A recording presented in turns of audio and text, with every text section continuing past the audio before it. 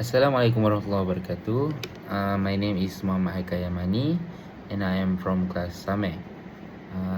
Today I will be answering 3 questions on the history of electrical technology.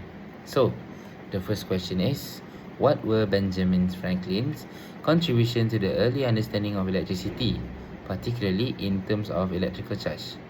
So, Benjamin Franklin's most famous contribution was his experiment with a kite and a key in a thunderstorm, which demonstrated that lightning is a form of electricity. From his experiments, he developed a single fluid theory of electricity.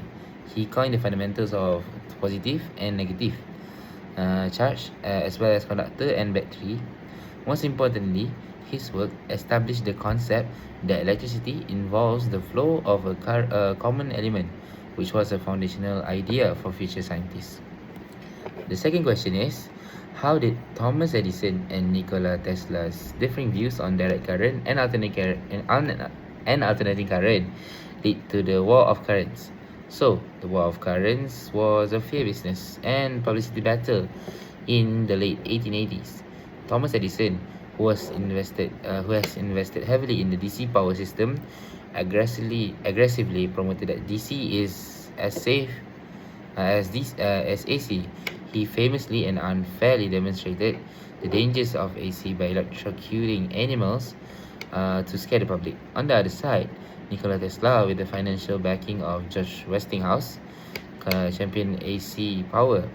Tesla's patent for AC motors and transformers proved that AC could be efficiently transmitted over long distance, which DC could not do very effectively in its bigger power source. This fundamental technical and commercial conflict between two systems and their promoters define that it is the war of currents. So question 3, why did alternating current ultimately become the dominant method for electrical power distribution over direct current?